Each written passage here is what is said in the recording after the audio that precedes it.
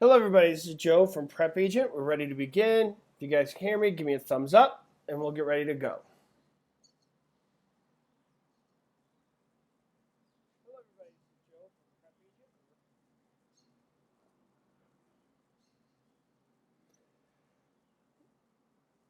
Okay, so I hope you have a good day. Today we're talking about finance. And the first question that comes up with finance is, do we all understand what the word amortization means? What does that word amortization mean?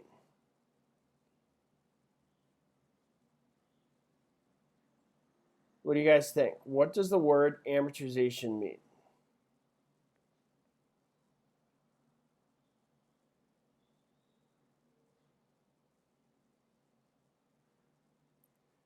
What do you guys think? Amortization.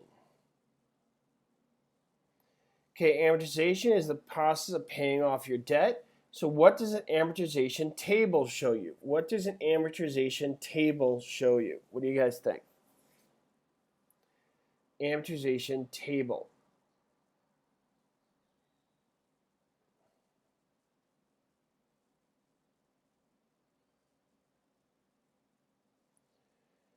Amortization table shows the monthly payments.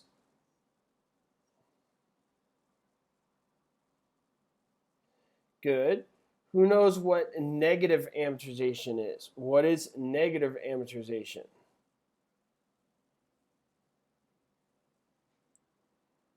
What do you guys think negative amortization is?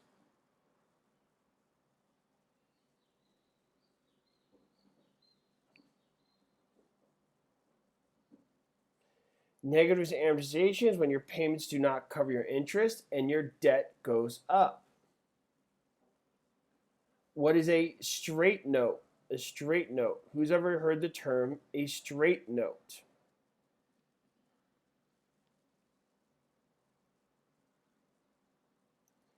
What is a straight note?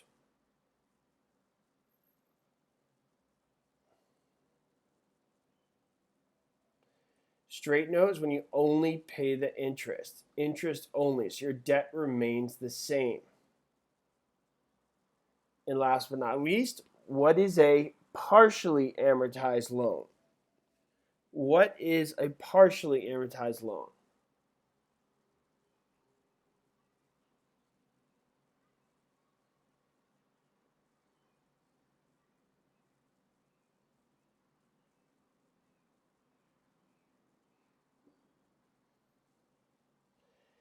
So partially amortized loan is when the full payments are not done on an even basis, but rather one large payment is paid before the loan is fully matured.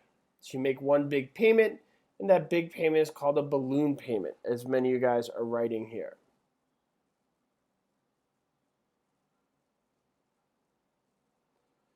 All right, good job, everybody. When processing a real estate loan, a lender would review characteristics of the borrower along with a loan and property to make A, a loan commitment, B, a credit rating, C, a liability statement, or D, a property appraisal.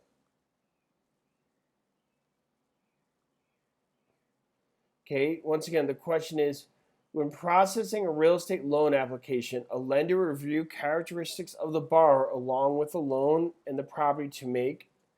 And the answer would be A, a loan commitment.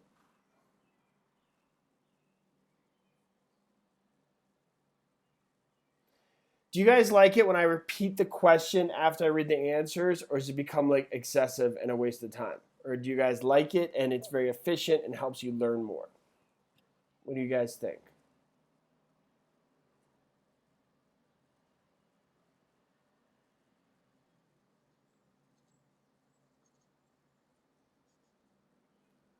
You like it? Okay, then I will be sure to repeat those. Okay, the term warehousing as used in real estate financing means A, a mortgage company collecting loans prior to resale, B, a large bank or savings and loan, C, unregulated real estate loans, or D, the financing of an industrial warehouse? Question again, the term warehousing as used in real estate financing means, and the answer is A, a mortgage company collecting loans prior to resale. So warehousing is when you collect all the loans so they're sellable on the secondary market, just like selling a 6-pack of soda. Sometimes it helps to package things together and sell them.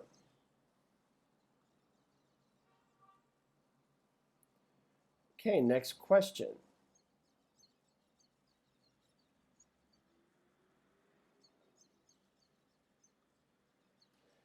When obtaining a mortgage loan, the buyer often has to pay discount points. These points are a percentage of A, the loan amount, B, the loan amount plus closing costs, C, the selling price of the property, or D, the selling price minus the agent's commission.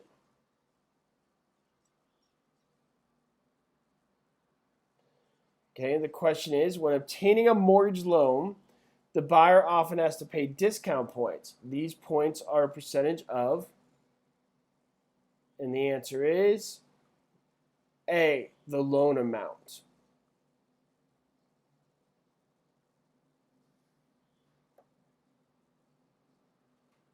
All right, good job, everybody.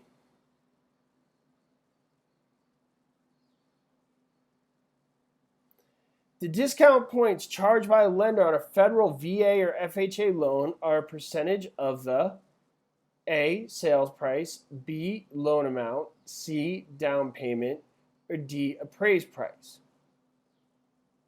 The discount points charged by a lender on a federal VA or FHA loan are a percentage of the, okay, what do you guys think?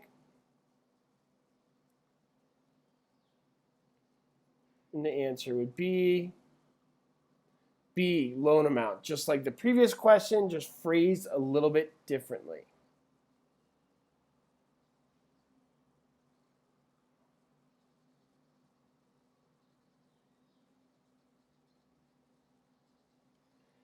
An increase in the availability of money would lead to which effect? A, interest rates would not be affected due to truth in lending. B, interest rates would not be affected due to RESPA guidelines. C, interest rates would go up. Or D, interest rates would go down. The question again, an interest in the availability of money would lead to which effect?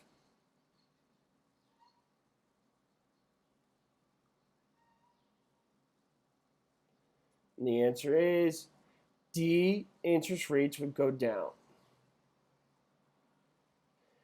Okay, just as a reminder for you guys, tomorrow Adrian is doing the webinar. He'll be doing it on property ownership. And that webinar is going to be in the afternoon. It'll be at 4 o'clock Pacific time. It'll be 7 o'clock East Coast time, and you guys figure out where you are in between. Okay, so tomorrow's Adrian's webinar. Very excited about that. Yay, Adrian.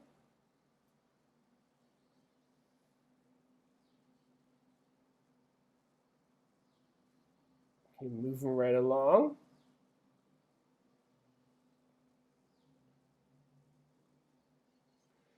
Which of the following is true of a second mortgage? A, it is negotiable. B, it is usually at a higher rate of interest. C, it cannot be used as a security instrument. D, it has priority over a first mortgage. Okay, the question is, which of the following is true of a second mortgage?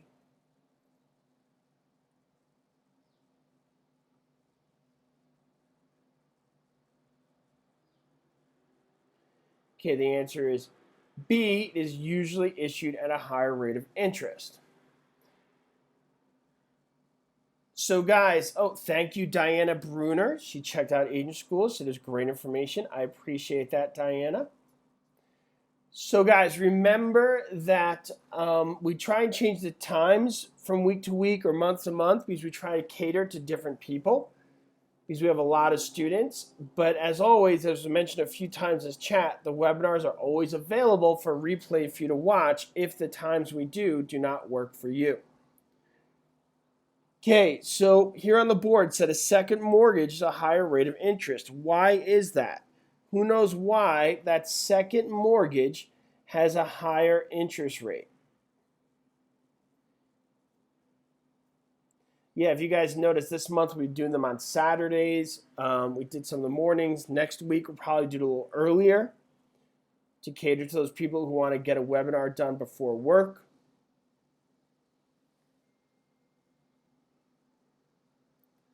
Lupe says, we'd like to hear you talk. Muchísimas gracias, Lupe.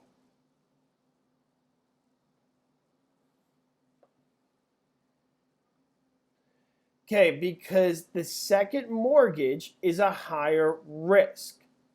The first one gets paid back first, and the second one does not get paid back till the complete first one is paid off. Okay? Therefore, it's a higher risk. Interest is related to risk. The more risk you are, the higher interest you're going to pay. That's why they do things like check your credit score and your income and all that. What is the most important factor for the loan offers to mitigate the risk?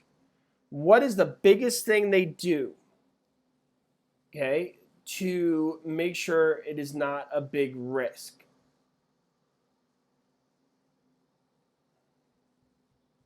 No, Vicky, refinancing is getting a brand new loan. That is not the same as a second mortgage. Refinancing is a brand new loan, replacing the old loan and getting a new one. Okay, Monica Ramirez nailed it. It's that collateral, your house. Your house is the most important factor to make sure you're not a big risk. Because if you don't pay, they could always sell your house to get the money back. Obviously, they look at your credit score and your income and things of that nature, but the most important thing is the house itself. Does that make sense, guys?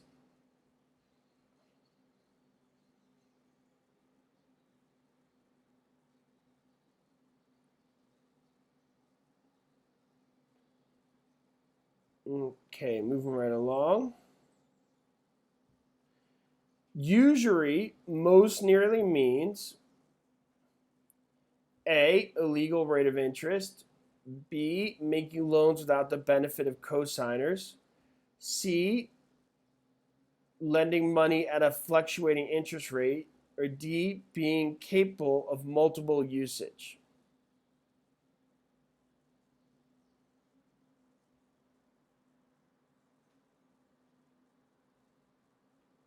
Okay, the question is usury most nearly means. And the answer is A, illegal rates of interest. Loan sharking. It's basically loan sharking.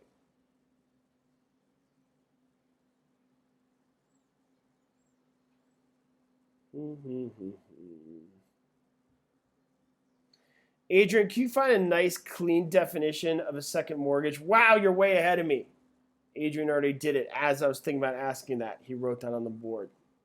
So smart.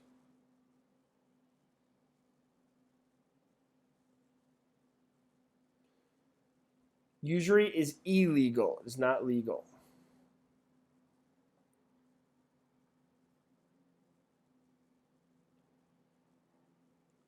A VA loan may be granted for purchase of one-family to four-family property if A, the veteran certifies the rent collected with equal the mortgage payments, B, the loan be amortized for not more than 20 years, C, the down payment will be at least 10%, or D, the veteran agrees to live there.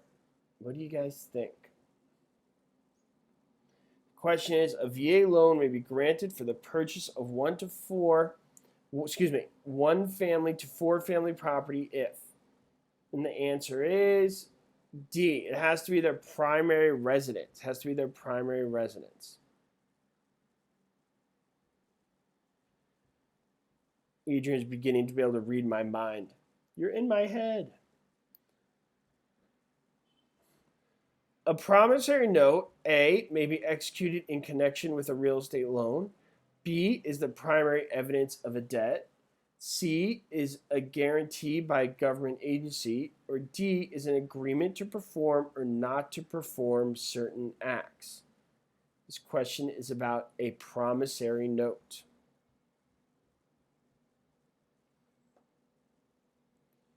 The answer is B, is the primary evidence of the debt.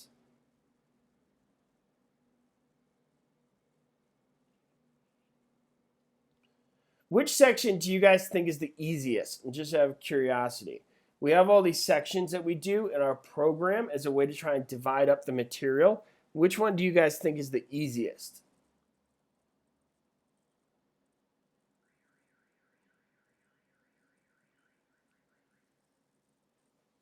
Okay, well, oh, Max says the vocab. That's not really a section. Vocab covers all of it. It said vocab's not a section, guys. I'm talking about the finance, property ownership, practical disclosure, agency, valuation and market analysis. Vocab is just a beginning thing that covers all of them. So Juliana says contracts are the easiest. Erica says property ownership. Yeah, vocab's like a general overview. So only Namisha thinks finance is the easiest. The rest of you guys do not think finance is the easiest. Okay, moving right along here. Oh, there you go, Mary. When would an appraiser be least concerned about the state's economy? A, when appraising a medical building. B, when appraising a restaurant. C, when appraising a house. Or D, when appraising a hardware store. The question is, when would an appraiser be least concerned about the state's economy?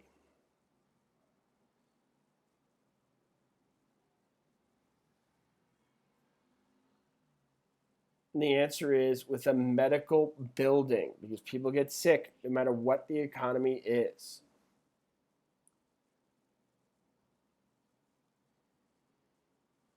Who here has never had a webinar with Adrian before?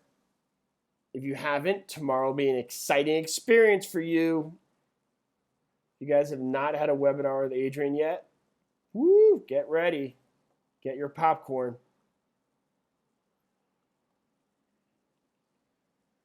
It'd be like watching, what's that movie we mentioned, Adrian, yesterday? Man, I can't remember it now. Avatar. It'll be like watching Avatar. Okay, here we go. When the required payments on a real estate loan are insufficient to pay the interest due, the result is A, a reduced term of the loan. B, an increased principal payments. C, a greater down payment. Or D, negative amortization.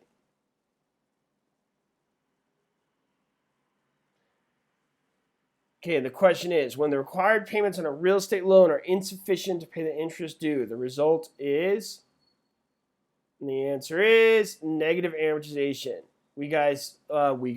We went over that earlier. That was how we started the webinar, when we went over the different types of amortization, and negative amortization came up. It's when you make your payments, but your debt goes up. Do you guys know that they're coming out with a new Avatar? James Cameron's coming out with another one. I don't know if you guys remember the first one, but they're coming out with another one.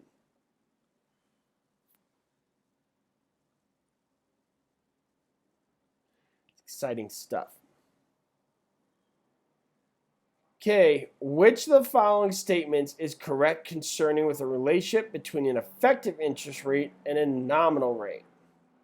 A, the nominal interest rate is the rate actually paid for the borrower for the use of the money. The effective interest rate is the rate specified in the note. B, the effective rate is the rate the buyer will pay. The nominal rate is the rate named in the loan application. C, the effective interest rate is always lower because the nominal interest rate includes charges other than interest. Or D, the effective interest rate is the rate actually paid by the borrower for the use of the money. The nominal rate is the rate specified in the note. Once again, the question is, which of the following statements is correct concerning the relationship between the effective interest rate and the nominal interest rate?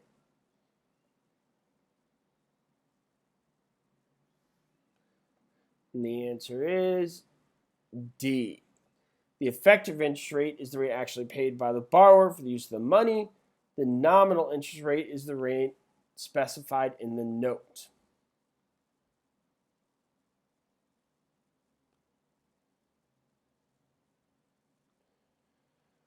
Of the following, which is the best definition of a balloon payment?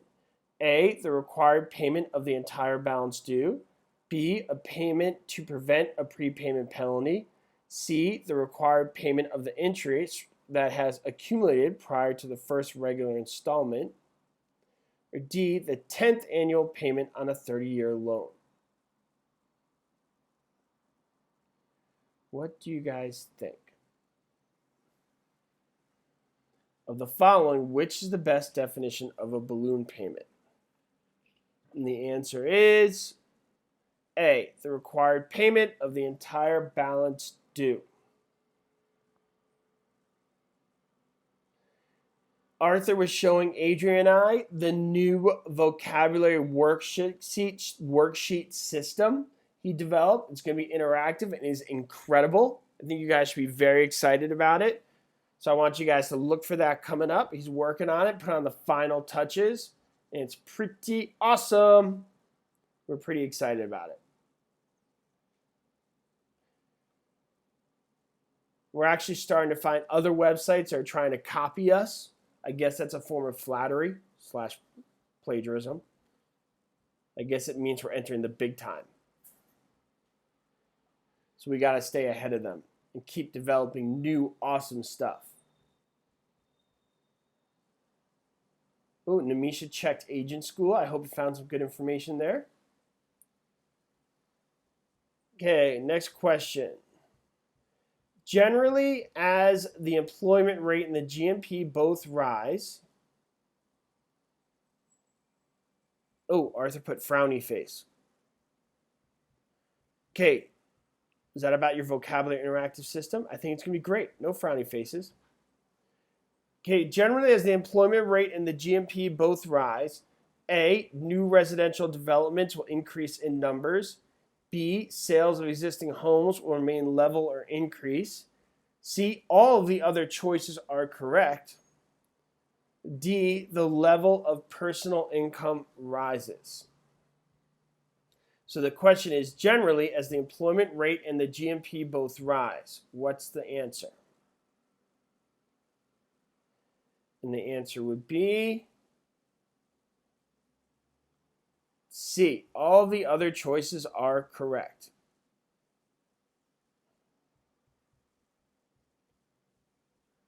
So GNP would stand for Gross National Product, Katerina.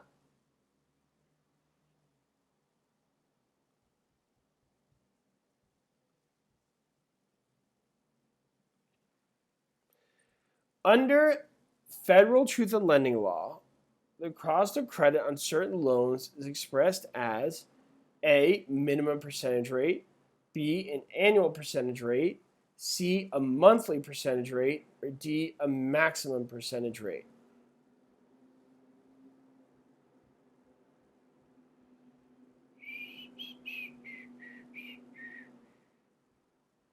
What do you guys think? So the question is, under federal truth in lending law, the cost of credit on certain loans is expressed as, and the answer is an annual percentage rate. So an annual percentage rate is supposed to be an easily comprehensible number for people to understand, so that when they purchase a property and get a loan, they understand exactly how much that loan is going to cost them. Rather than throwing out a bunch of complicated fees, it's supposed to be one easily comprehensive number.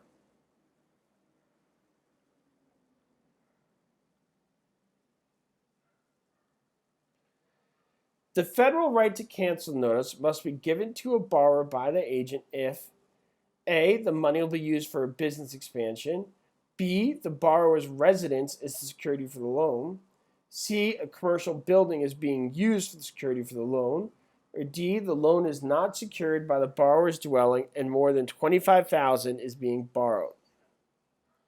What do you guys think? And the answer is B, the borrower's residence is security for the loan.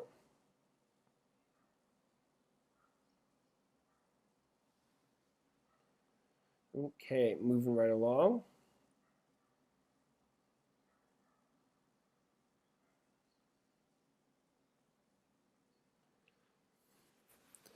In order to enjoy some of the benefits of an incorporation yet retain the partnership, it is possible to form a limited partnership. This can be achieved only by filing a formal certificate. Limited partners, A, may participate in management, B, are not responsible for a firm's debt beyond their individual investment, C, may allow their names to be used in the business, or D, must have at least two partners who are general partners. What do you guys think?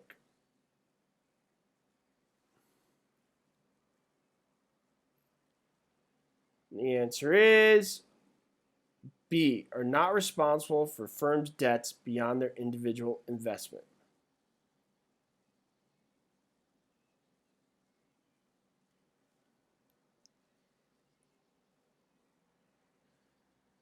Okay.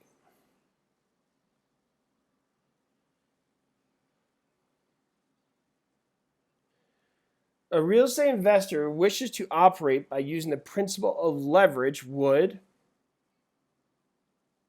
A, use borrowed funds and personal funds on an equal basis, B, use borrowed money so that the return can be maximized, C, uses personal funds insofar as possible, or D, invest in real properties with values that are declining. Adrian, is insofar a word, or is that multiple words that we just mushed together? Is that really a word? Insofar. Where's my grammar people? Where's my literary geniuses? Well, it doesn't matter because it's not the answer anyway, right, guys? So the answer is used borrowed money so that the return can be maximized. Okay, moving right along. Same as in as much. That's a word too. I did not know that. So the principal leverage is it just means you borrow the maximum amount possible. That's all that leverage means.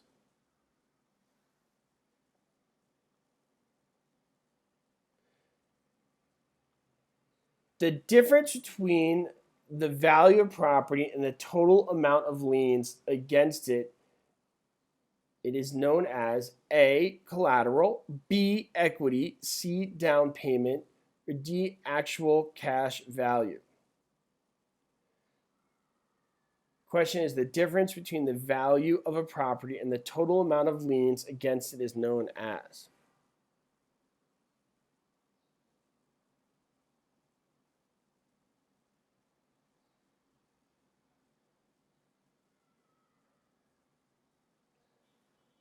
Okay, and the answer is equity.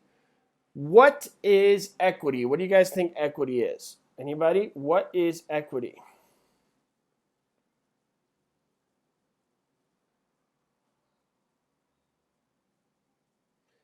Equity is your interest in your property above and beyond all liens against it. What that basically means is after you sell the property, it's the money that goes into your pocket. And I like to say you could go buy a cookie with. That's right, Namisha. And that's the equity. What is equitable title? What is equitable title? What do you guys think? What is equitable title?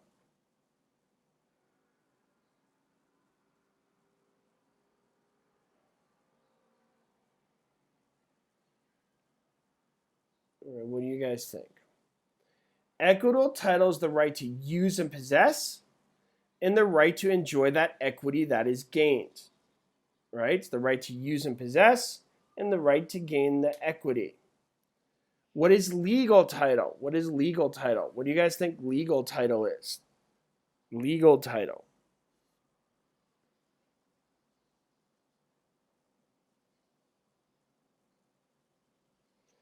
Legal title is the right to sell. Good job, Blake. It's the right to sell.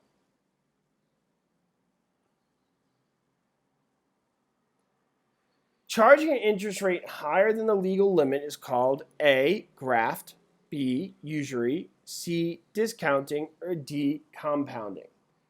Question is, charging an interest rate higher than the legal limit is called.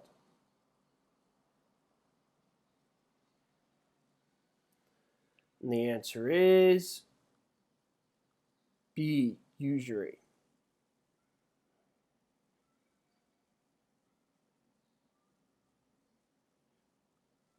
Oh, okay, Ty, I'll keep doing that then. Thanks for the feedback. Which of the following clauses would put priority on an existing mortgage or deed of trust below that of a mortgage recorded later? A, a prepayment clause, B, an assumption clause, C, an executory clause, or D, a subordination clause? I'll read that again. Which of the following clauses will put the priority of an existing mortgage or deed of trust below that of a mortgage recorded later? Yes, Monica, usually laws are there to protect the borrower. And the answer to this one is D, subordination clause. So subordination clause essentially puts priority for the second loan over the first.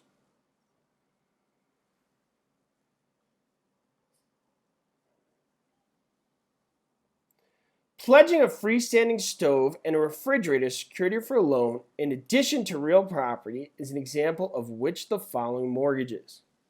A, blanket, B, package, C, wraparound, or D, open?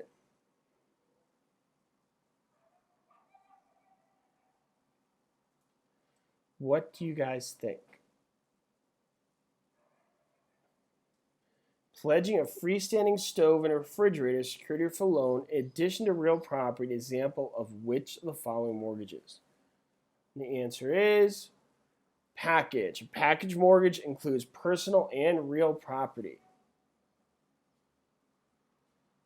Okay, let's do another one.